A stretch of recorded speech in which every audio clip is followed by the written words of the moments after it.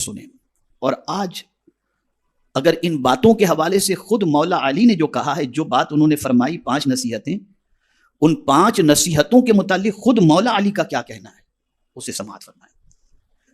ارشاد فرماتے ہیں، لوگوں میری 5 باتیں محفوظ کر لو، یعنی مجھ سے سن کر اسے یاد کر لو. 2 اور 2 اور 1، 2 2 4 اور 1 5 ہو گئی. یعنی یہ سب 3 قسم کی 5 باتیں ہیں، انہیں اچھی طرح یاد کر کے دل و دماغ میں محفوظ کر لو اور گرہ میں باندھ لو، بھولنا کبھی نہیں، بالکل گرہ میں باندھ لو، اسے کبھی فراموش نہ کرنا. اب وہ 5 باتیں کیا ہیں؟ میں تو اس کو جب پڑھا ہوں نا، میں آپ کو بتا نہیں سکتا کہ اس کی جامعیت اور گہرائی کو جب آدمی سوچنے لگے تو اس کو لگے کہ واقعی یہ 5 باتیں کتنی قیمتی ہیں. پہلی بات، خبردار تم میں کا کوئی بھی فرد ہرگز نہ ڈرے مگر اپنے گناہ سے، یعنی گناہ کی پاداش سے ڈرے. اگر ڈرنا ہی ہے تمہیں تو ہم بیماری سے ڈرتے ہیں، روزی کی تنگی سے ڈرتے ہیں، ذلیل ہونے سے ڈرتے ہیں، خوار ہونے سے ڈرتے ہیں. مولا علی فرماتے ہیں ڈرنا ہو تو صرف اسی سے ڈرو کہ تم سے گناہ ہو گیا، اس گناہ سے ڈرو. اس لیے کہ قرآن مقدس میں اللہ عز و جل نے فرمایا من یعمل سوءا یجز بہ، جو برا کرے گا اس کا بدلہ اسے ملے گا. اور ظاہر سی بات ہے کسی چھوٹے کی بات نہ ماننا اس پر اتنی بڑی سزا نہیں ہوتی. اس کو میں ایگزامپل کے ذریعے، اللہ کی ذات ساری تمثیل سے پاک ہے لیکن مثال کے ذریعے سمجھاؤں. آپ نے اپنے بڑے بھائی کی بات نہیں مانی تو اس کی سزا لمیٹڈ ہوگی، لیکن باپ کی بات نہیں مانی تو پھر وہ سزا بدل جائے گی. تو مولا علی کرم اللہ تعالی وجہہ الکریم کا بتانا مقصد یہ ہے کہ تم نے اللہ کی بات نہ مان کر، اس کے رسول کی بات نہ مان کر تم نے گناہ کر لیا تو سب چیز سے تو ڈرتے ہو، جس بڑے کی نافرمانی تم نے کی اس سے بھی کبھی ڈرے ہو؟ ڈرنا ہے تو اس سے ڈرو کہ مجھ سے یہ گناہ کیسے ہو گیا، میں نے اپنے رب کی نافرمانی کیسے کر لی. اور اس ایک بات کے اندر آپ دیکھیں کتنی جامعیت ہے کہ جتنی مصیبتیں آتی ہیں وہ گناہ کی وجہ سے آتی ہیں. قرآن کہتا ہے ما اصابک من مصیبت فبما کسبت ایدیکم ویعفو عن کثیر، جو مصیبتیں تمہیں پہنچتی ہیں وہ تمہارے ہاتھوں کی کمائی ہے. ارے بہت سارے گناہ تو مولا یوں ہی معاف کر دیتا ہے، لیکن ہم سب چیز سے ڈرتے ہیں، گناہ سے نہیں ڈرتے. اللہ والے گناہ کے تصور سے گھبرا جاتے ہیں. اور ایک حدیث سنا دوں، ام المؤمنین حضرت عائشہ صدیقہ رضی اللہ تعالی عنہا نے رسول اعظم صلی اللہ علیہ وسلم سے عرض کیا، یا رسول اللہ صلی اللہ تعالی علیہ وسلم، کیا کوئی ایسا بھی ہے جس سے قبر میں سوال نہ ہو؟ تو میرے آقا صلی اللہ علیہ وسلم نے فرمایا، ہاں عائشہ، جو شخص اپنے گناہوں کو یاد کر کے روئے اللہ اس سے قبر میں سوال نہیں پوچھے گا. سب سے بڑی مصیبت گناہ ہے، اور جسے آج کے دور میں انسان مصیبت سمجھتا ہی نہیں ہے بلکہ گناہ میں ہی راحت تلاش کرتا ہے، جو سب سے بڑی مصیبت ہے، بلکہ مصیبت کی جڑ یہی ہے. تو مولا علی کرم اللہ تعالی وجہہ الکریم فرماتے ڈرنا ہے گناہ سے ڈرو، اگر ہو گیا تو معافی مانگو، توبہ کرو اللہ کی بارگاہ کے اندر، اور یہ سوچو کہ کہیں اس گناہ کے انجام میں اور سزا کے اندر کسی بڑی مصیبت میں ہم گرفتار نہ ہو جائیں. اسی لیے فرمایا کہ جلدی، اگر حضور نے فرمایا کہ کسی چیز میں جلدی کرو تو حضور نے فرمایا توبہ کرنے میں جلدی کرو، عجلوا توبہ کرنے میں جلدی کرو، اس میں تاخیر مت کرو. اور اسی میں آدمی تاخیر کرتا ہے. تو پہلی بات مولا علی نے کتنی پیاری فرمائی، یعنی وضاحت میں تو دیکھتا ہوں تو عقل کوئی فرد ہرگز نہ ڈرے. کیا فرمایا؟ بولیے. ہرگز نہ ڈرے مگر گناہ سے. پتا چلا تم کسی اور چیز سے ڈرو ہی مت. ڈرنا ہے تو گناہ سے ڈرو، اس لیے کہ اگر تم گناہ سے ڈر گئے اور گناہ سے رک گئے تو تمہارے سارے کام اللہ خود بخود بنا دے گا. اب اسی پر میں اگر گفتگو کرنا چاہوں تو بڑی لمبی گفتگو ہو سکتی ہے. جو گناہ سے ڈرا، نیکی پر 1 جنت، گناہ سے ڈرنے پر 2 جنت. وَلِمَنْ خَافَ مَقَامَ رَبِّهِ جَنَّتَانِ، یہ قرآن کہہ رہا ہے. اور ڈر گیا گناہ سے رک گیا گناہ سے، تو قرآن کہتا ہے وَمَن يَتَّقِ اللَّهَ يَجْعَل لَّهُ مِنْ أَمْرِهِ يُسْرًا، تمہارا کوئی کام کوئی بگاڑ سکتا ہی نہیں، جو اللہ سے ڈرا اللہ اس کے سارے کام کو آسان کر دیتا ہے، آسان کر دیتا ہے۔ تو پہلی بات جلدی جلدی میں سمجھاتا ہوں، یہ آپ نے سمجھ لیا، ڈرنا ہے تو کس سے؟ گناہ سے۔ آج کے بعد کہیں گناہ کا خیال میں ڈر جاؤ، نہیں مولا پکڑ کرے گا تو کیا ہوگا، کیسے جواب دیں گے اس کو، کہیں اس گناہ کی وجہ سے بڑی مصیبت نہ آ جائے، اس لیے گناہ سے بچو۔ اور یہ بھی بتا دوں، کسی چھوٹے گناہ کو چھوٹا سمجھ کے کرنا بھی نہیں، ارے یہ تو چھوٹا گناہ ہے، نہیں، کسی بستی کو آگ لگانے کے لیے چھوٹی سی چنگاری کافی ہو جاتی ہے۔ بڑی بڑی بلڈنگوں کو ہم نے جلتے ہوئے دیکھا ہے، ایک چھوٹے سے شارٹ سرکٹ کی وجہ سے بلڈنگ جل گئی، ہوتا ہے نا۔ اس لیے چھوٹے سے گناہ کی وجہ سے بھی جہنم کا ایندھن انسان بن سکتا ہے۔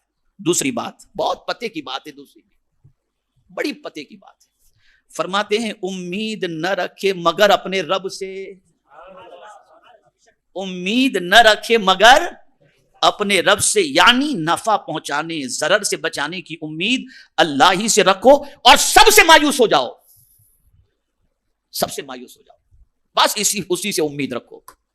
اور خدا کی قسم وہی ذات ایسی ہے کہ جب اس سے کوئی امید رکھتا ہے نا تو اس امید کو وہ ٹھیس نہیں پہنچاتا، اس بندے کی امید کو پوری کر دیتا ہے۔ اس لیے کہ ہر بندہ محتاج ہے، خدا مختار ہے، قادر مطلق ہے، اور وہ اپنے بندے سے سلوک اسی اعتبار سے کرتا ہے جس طریقے کی بندہ اس سے امید رکھتا ہے۔ آپ اچھی، حضور فرماتے ہیں اللہ سے اچھی امید رکھو، جیسی امید رکھو گے ویسا وہ کرے گا، جیسی امید رکھو گے۔ ایک واقعہ عرض کرتا ہوں، دنیا میں ایک شخص بہت گنہگار تھا، زندگی گناہوں میں اس نے گزاری، قیامت کے دن اللہ عز و جل اس کے گناہوں کی وجہ سے فرمایا اسے جہنم میں ڈال دو، تو جہنم کی طرف دوڑے دوڑے وہ جانے لگے گا، آہستہ نہیں۔ رب قدیر جل جلالہ فرشتوں سے فرمائے گا اس کو جہنم میں جانے کا حکم دیا گیا ہے، یہ دوڑ کر جا رہا ہے، ذرا بلاؤ کیوں دوڑ کے جا رہا ہے۔ بلایا جائے گا، پوچھا جائے گا جہنم کوئی اچھی جگہ تھوڑی ہے، اور تو جہنم کی طرف دوڑے دوڑے جا رہا ہے۔ تو عرض کرے گا مولا زندگی پر تو تیری نافرمانی کی، اب ایک حکم تو نے دیا جہنم کی طرف جانے کا، تو میں نے سوچا چلو اس پر جلدی سے عمل کر لوں، شاید مولا قدر فرما دے۔ بس رب قدیر کی رحمت کو پیار آیا کہ اس بندے نے مجھ سے اچھی امید رکھی ہے، فرشتوں لے جاؤ اسے جنت میں داخل کر دو، اس سے اچھی امید رکھو۔ اور امید، حضور مفتی اعظم ہند علیہ رحمہ کہتے ہیں لا مطلوب الا اللہ، لا مقصود الا اللہ، لا معبود الا اللہ، یہ ہے۔ ہم سب سے امید رکھتے ہیں، رب سے امید نہیں رکھتے، اور یہ سب سے بڑا دھوکہ ہے، یہ سب سے بڑا دھوکہ ہے۔ تو مولا علی فرماتے ہیں اپنے رب سے امید رکھو، کامل امید رکھو، اسی پر بھروسہ کرو، اور وہی فرماتا ہے کہ اگر میں پکڑنا چاہوں کوئی چھڑا نہیں سکتا، اور میں چھڑانا چاہوں تو کوئی پکڑ نہیں سکتا، یہ اس کی شان قدرت ہے، امید اسی سے رکھو۔ آج جو ہمیں تکلیف پہنچتی ہے نا، وہ انسانوں سے امید رکھ کر، جتنی بھی تکلیفیں پہنچتی ہیں، یہ فلاں میرا بہت چاہنے والا ہے، بڑا لمبا لفافہ دے دے گا، اور بعد میں لفافہ آیا تو کھول کر دے گے تو 200 روپے اس کے اندر تھے، کیا اس نے دے دیا۔ شادی کے موقع پر غریب آدمی ہے، سوچتا ہے کہ یہ آدمی میری اچھی مدد کرے گا، پتہ چلا اس نے کہا کہ بھائی ٹھیک ہے 2-5 ہزار روپے لے لینا، لیکن رب سے اگر امید رکھے تو اس کے قبضے میں سب کچھ ہے۔ اور یہ جملہ زندگی پر یاد رکھنا، خاص طور پر ہمارے علماء جو یہاں بیٹھے، میں ان سے گزارش کرتا ہوں، دنیا کا انسان دے گا تو احسان جتائے گا، اور خدا دے گا تو کبھی احسان جتائے گا ہی نہیں۔ دنیا کے انسان سے مانگو وہ ناراض ہو جاتا ہے، اور خدا سے نہ مانگو تو وہ ناراض ہو جاتا ہے، اس لیے اس سے امید رکھو، اس سے امید رکھو۔ اب یہاں کوئی یہ کہہ سکتا ہے کہ انبیاء سے، حضور صلی اللہ علیہ وسلم سے کوئی امید نہ رکھی جائے، تو میں یہاں پر آپ سے عرض کروں اللہ عز و جل سے امید رکھنے سے متعلق یہی ہے کہ جن جن ذرائع سے اس نے تمناؤں کو پوری کرنے کے ذرائع رکھے ہیں ان سے بھی آپ طلب کرو کہ وہ عطا کرنے والے، اس لیے کہ حضور کے حوالے سے تو خود حضور صلی اللہ علیہ وسلم فرماتے ہیں انما انا قاسم واللہ یعطی، ارے بانٹنے والا تو میں ہی ہوں اور دینے والا تو خدا ہی ہے، تو جو کچھ میرے در سے ملے گا سمجھ لو وہ خدا کے یہاں سے آیا ہے تو ہی تمہیں ملے گا۔ تو حقیقی امید اللہ سے، اور اس نے جو دروازے رکھے ہیں ان دروازوں سے تعلق رکھو۔ یہ 2 چیزیں ہو گئیں۔ تیسری چیز یہ طلبہ کے لیے ہے، مستقبل میں آپ مسند افتاء پر بھی بیٹھیں گے، مسند تدریس پر بھی بیٹھیں گے، محراب اور منبر بھی سنبھالیں گے، اور مصلی بھی سنبھالیں گے، اور مائک بھی سنبھالیں گے، اور عوام کے سامنے جب جائیں گے تو مسائل پوچھیں گے، عوام مسائل پوچھیں گے۔ تو اب تیسری بات مولا علی کیا فرماتے، کون کہہ رہے ہیں؟ باب العلم کہہ رہے ہیں. کہتے ہیں تیسری بات، تم میں کا کوئی بے علم سیکھنے یعنی دینی یا دنیاوی ضروری معلومات حاصل کرنے میں شرم نہ کرے. یہ بات عوام کے لیے خاص طور پر ہے. ہمارے یہاں بوڑھے ہو جاتے ہیں تو سوچتے ہیں کہ یار اب یہ عمر علم حاصل کرنے کی تھوڑی ہے. میں آپ کو بتاؤں گا تو حیرت ہوگی، زیادہ تر صحابہ نے علم حاصل کیا 30 سال کی عمر کے بعد ہی کیا ہے. بلکہ ایک صحابی کے بارے میں تو یہاں تک ہے کہ 60 سال سے زیادہ کی عمر ہو گئی تھی، بعد میں علم حاصل کیا، اور صرف تحدید سے نعمت کی خاطر. اللہ میری نیت کو جانتا ہے. سب سے پہلا میرا شاگرد میرے شہر کے اندر، جب میں نے حفظ مکمل کیا اور اس کے بعد بلکہ پڑھ رہا تھا، تو اس زمانے میں ایک شوق تھا قرآن سکھانے کا. تو سب سے پہلا جو میرے شاگرد جو تھے وہ 60 سال کے ضعیف ہی تھے. میں ان کو رات کو قرآن سکھاتا تھا، اور تحدید سے نعمت کی خاطر کہتا ہوں، الف با تاسا نہیں جانتے تھے، لیکن 3 مہینے میں ان کو میں نے قرآن سکھا دیا تھا الحمدللہ. تو بوڑھے بھی ہو جاؤ، علم حاصل کرنے میں شرماؤ نہیں. اور میرا یہ پیغام ہر بوڑھے کو ہے، بھیا واٹس ایپ چھوڑو، یوٹیوب چھوڑو، اور قرآن سیکھنے کے لیے تیار ہو جاؤ. ان قریب انشاءاللہ آپ کو میری طرف سے یعنی تحریک کی طرف سے خبر ملے گی کہ ہم ان کے لیے کیا انتظام کر رہے ہیں. تو علم حاصل کرنے میں نہ شرماؤ. اور جو شرما گیا وہ جنت کا راستہ بھول گیا. اس لیے کہ حضور صلی اللہ علیہ وسلم ارشاد فرماتے ہیں، جو علم کے راستے پر چلا اللہ اس کے لیے جنت کا راستہ آسان کر دیتا ہے. تو شرماؤ نہیں علم حاصل کرنے. چوتھی چیز، ہاں اب یہ علماء کے لیے اور طلباء کے لیے، جس سے کوئی بات دریافت کی گئی اور وہ جانتا نہ ہو تو ٹوکم ٹاک نہ کرے کہ میں اگر نہیں بتاؤں گا تو میری عزت چلی جائے گی. نہیں، مولا علی فرماتے ہیں تو یہ کہنے میں شرم نہ کرے کہ مجھے معلوم نہیں. لا علمی ظاہر کرنے میں کسر شان یعنی انسلٹ نہ سمجھے. یہ نہ کہے، یہ نہ سوچے کہ میں کہوں گا مجھے نہیں معلوم تو میری عزت چلی جائے گی. نہ نہ. چوتھی بات یہ مولا علی، اس لیے کہ غلط بتائے گا تو جب تک وہ غلطی پر عمل کرتا رہے گا گناہ تمہارے سر پر جائے گا، گناہ تمہارے سر پر.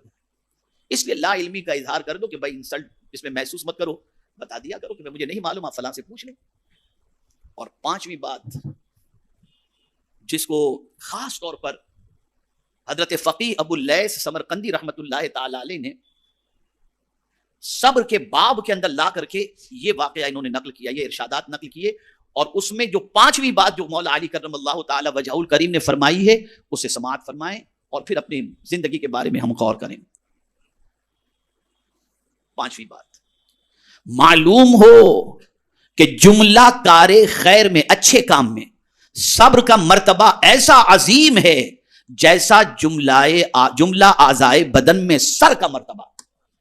نیکی کے کام کے اندر صبر کا کتنا بڑا اجر ہے. سارے نیک کام جتنے بھی ہیں، توجہ چاہوں گا، جتنے بھی نیک کام ہیں ان سارے نیک کام کے اندر صبر کا مقام کیسا ہے؟ تو فرماتے پورے بدن میں جو سر کا مقام ہے وہی مقام ساری نیکیوں کے اندر صبر کا مقام. اب ایک آیت اس پر پیش کر دوں. قرآن کہتا ہے من جاء بالحسنۃ فلہ عشر امثالھا، ایک نیکی کا بدلہ 10 گنا عطا کیا جائے گا. لیکن حضور کہاں اس پر صبر کر سکتے تھے؟ جب رب قدیر جل جلالہ نے فرمایا کہ ایک نیکی پر 10 گنا، تو سرکار نے عرض کیا مولا اور زیادہ کر دے. تو رب نے فرمایا ایک کا 700 گنا. سرکار نے عرض کیا اور زیادہ کر دے.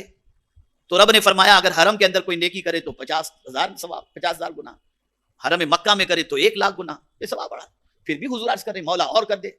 تو پروردگار نے جانا کہ میرا محبوب چاہتا ہے کہ امت کو ایسا ثواب ملے جو انکاؤنٹیبل ہو، بے حساب ہو. تو فرمایا انما یوفی الصابرون اجرهم بغیر حساب. جو صبر کرے گا اسے لمیٹڈ نہیں ان لمیٹڈ اللہ اجر عطا فرما دے گا. یہ ہے صبر، یہ ہے کڑوی دوا. لیکن یہ ایک دوا اتنی پاورفل ہے کہ اس چیز کو اگر کوئی بندہ اختیار کر لے تو وہ مقام انسان پا لیتا ہے جو محنتوں سے نہیں پا سکتا. میں قرآن سے عرض کروں گا، اپنی طرف سے نہیں. قرآن کہتا ہے وَمَا يُلَقَّاهَا إِلَّا الَّذِينَ صَبَرُوا وَمَا يُلَقَّاهَا إِلَّا ذُو حَظٍّ عَظِيمٍ. اللہ فرماتا ہے بڑے مرتبے والا یا تو صبر کر کے پہنچ جاتا ہے یا نصیب سے پہنچ جاتا ہے. صبر ایسی چیز ہے کہ انسان کو اتنی بلندی تک پہنچا دیتا ہے کہ اس بلندی تک آدمی دوسری چیزوں کے ذریعے پہنچ ہی نہیں سکتا. بس اب ایک آخری آیت عرض کر کے چونکہ مجھے جانا بھی ہے. صبر کتنی مولا علی کا فرمان آپ دیکھیں کیا تعبیر کی ہے، ان تشبیہ کیا دی ہے. امور خیر کے اندر صبر کا وہ مقام ہے، یعنی اچھے کاموں میں صبر کا وہ مقام ہے جو اعضائے بدن میں سر کا مقام. کہتے ہیں نا سر سلامت تو پگڑی ہزار, کہتے ہیں نا. اور امام حسین نے ہاتھ نہیں دیا, سر دے دیا.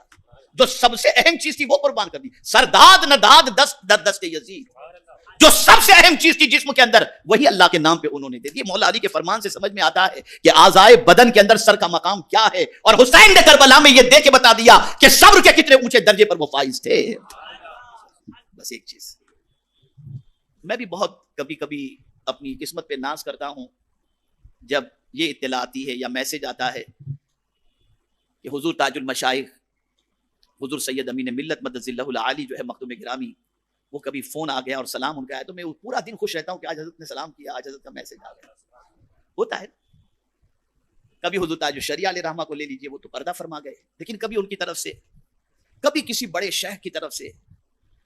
اور اب تو ایسا ہو گیا ہے کہ لوگ جو ہے سنہری جالیوں کے سامنے پہنچتے ہیں, لو سلام پیش کر دو ویڈیو کر کے. یہ سب تو نہیں ہونا چاہیے, یہ سب نہیں ہونا چاہیے. وہاں جاؤ تو حضور میں ڈوب جاؤ. میں ابھی 3-4 روز پہلے اجمیر مقدس میں سندلی مسجد میں بیٹھا ہوا تھا. اب لوگ دیکھ کر کے میرے پاس آئے اور میری طرف رک کر کے بیٹھے. میں نے کہا یار کیا کر رہے ہو تم, بادشاہ کے دربار میں بھکاری سے مانگ رہے ہو, رخ اس طرف کرو. خواجہ صاحب سے میں بھی مانگنے آیا ہوں, تم بھی بھکاری ہو. یہاں کسی کوئی بڑا نہیں, یہاں صرف خواجہ صاحب بڑے ہیں. تو حضور کے دربار میں جاؤ حاضری کے لیے, کون ادھر ہے کون ادھر ہے کچھ بھی نہیں, حضور ہی حضور ہے بس. اور اسی کو اعلیٰ حضرت کہتے ہیں کہ ایسا گما دے ان کی ولا میں خدا ہمیں ڈھونڈا کریں پر اپنی خبر کو خبر نہ ہو, اپنا بھی پتا نہ ہو حضور کی بارگاہ میں جانے کے بعد. تو عرض یہ کر رہا تھا, کوئی بڑا سلام پیش کر دے ہم خوش ہو جاتے ہیں, کوئی وہاں جا کر کے کہہ دے کہ میں نے آپ کا سلام حضور کی بارگاہ میں پیش کیا ہے تو اور خوش ہو جائے. مجھے کربلا سے میرے ایک چاہنے والے ہیں, وہیں رہتے ہیں کربلا میں, تو جب بھی ہفتے میں 2 ہفتے میں وہاں جاتے ہیں تو مجھے ویڈیو کال کر کے بتاتے ہیں حضرت کا امام عالی مقام کا مزار, حضرت سلام پیش کرتے ہیں. غوث پاک رضی اللہ تعالیٰ عنہ کے مزار مقدس کے جو خادم ہیں, کبھی ان کا بھی ان سے بھی رابطہ ہوتا ہے, تو وہ بھی کہتے ہیں چلے حضرت کی بارگاہ میں, غوث پاک کی بارگاہ میں سلام پیش کر دیں. شیخ احمد کبیر رفاعی رحمۃ اللہ تعالیٰ علیہ کے وہاں کے جو خادم ہیں, ان سے بھی کبھی ان کا تو ویڈیو آتا ہی رہتا ہے, ویڈیو کال کرتے ہی رہتے ہیں اور سلام پیش کرواتے ہیں. تو کتنی خوشی ہوتی ہے. لیکن اللہ کیا فرماتا ہے, جب جنت میں جانا ہوگا نا تو جنتی کو کون سلام کرے گا؟ فرشتے کریں گے. کس چیز کے عوض میں؟ نماز, روزہ, حج, زکات. قرآن کہتا ہے فرشتے کہیں گے سلام علیکم بما صبرتم فنعم عقبی الدار, سلام ہو تم پر اے صبر کرنے والے, تمہارے صبر کی وجہ سے تم پر سلامتی ہو, اور یہ آخرت کا گھر کتنا ہی اچھا گھر ہے. فرشتے سلام کریں گے. یہاں ہم سے 1 منٹ صبر نہیں ہوتا, شکایت کا بالکل کھول کر کے بیٹھ جاتے ہیں. اللہ اکبر, بدلو اپنی سوچ کو. یہ 5 وہ نصیحت ہیں کہ مولا علی فرماتے ہیں اس کو جو ہے گرہ میں باندھ لو اپنی زندگی کے اندر, اسے شامل کر لو. پہلی چیز ڈرو گناہ سے کہ یہ ہونے نہ پائے, اس سے بچو. اور دوسری چیز امید اپنے رب سے لگا کے رکھو. تیسری چیز علم حاصل کرنے میں نہ شرماؤ. اور چوتھی چیز نہیں معلوم ہے کوئی چیز تو منع کر دو کہ مجھے نہیں معلوم. اور 5ویں چیز صبر کا دامن تھامے رکھو.